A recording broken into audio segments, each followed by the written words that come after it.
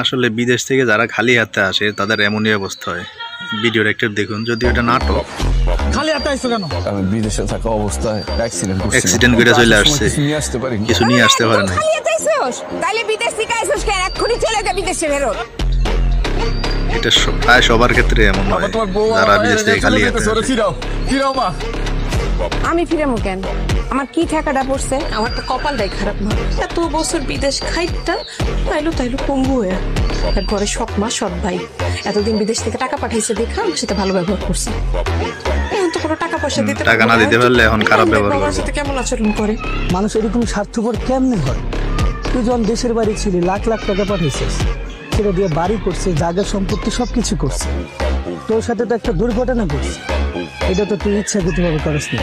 মাথা গরম গরম চাইবো না, যা করমু ঠান্ডা মাথায় ভাইবা চিন্তা করতে হইব। যেহেতু পঙ্গু হয়ে গেছে, এখন তো অসহায়, তাই সময় পঙ্গু হয়ে গেলে অসহায়। ধন সম্পত্তি যা আছে সব লেখা নিবি। তারপরে যখন সবকিছু তর হয়ে যাইব, তখন লাত্তি মেরে বাসা থেকে বাইর করবি। আমি তানিয়ার আর মুনিরে কোনো কষ্ট পাইতে দিব না। আমার একটা মাত্র সুযোগ দেন, আপনি একটু তানিয়ারে বুঝায় করলাম না। মাতানিয়া জামাই বাবা যেহেতু তোর বলতেছে, আমার মনে হয় তোর যাওয়াটা উচিত। আর ঘরে যায় কাম নাই, তোমরা বরঞ্চ রাস্তায় যায় ফুল ফ্যামিলি ভিক্ষা করো, ভিক্ষা করতে বলছে। তোমাকে লিগে ভালো হইব।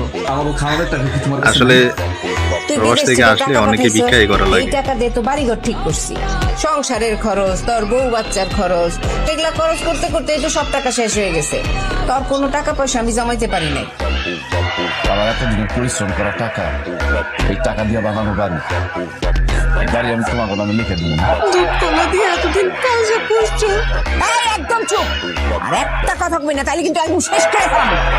এই তাড়াতাড়ি সই কর, এখানে সবাই আছে, সই কর, নাহলে কিন্তু খারাপ হয়ে যাবে।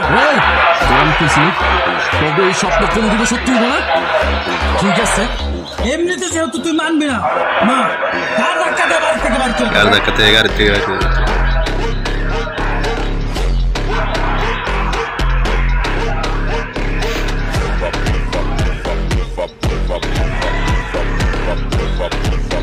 এরকম উইঠা দাঁড়ায় গেলাম দেখে কি অবাক হয়ে গেলা? অবাক হওয়ারই তো কথা, যে এরকম একটা পঙ্গু, এরকম একটা লুলা মানুষ কিভাবে উইঠা দাঁড়ায় গেল। আসলে পৃথিবীতে যার দুইটা পা নাই, সত্য কথা, যার দুইটা পা নাই অসহায় মানুষ, সে খুবই নিঃস্ব। পা না, আমার তো মেরুদণ্ডটাই নেই। সবুজ, তুই না পঙ্গু, তোর না ঠ্যাং ভেঙে গেছে, তুই দাঁড়াইলি কেমনে? আম্মা আসলে ব্যাপারটা এইটাই,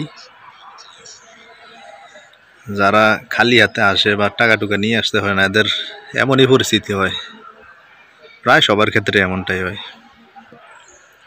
এটা একটা নাটক ছিল যদিও, তবে বাস্তবে অনেকের সাথে এমনই হয়। তো ভিডিওটা কেমন লাগলো একটু জানাবেন। আমি এটা দেখে ভালো লাগছিল, এই জন্য এটা একটু রিয়াকশন দিলাম।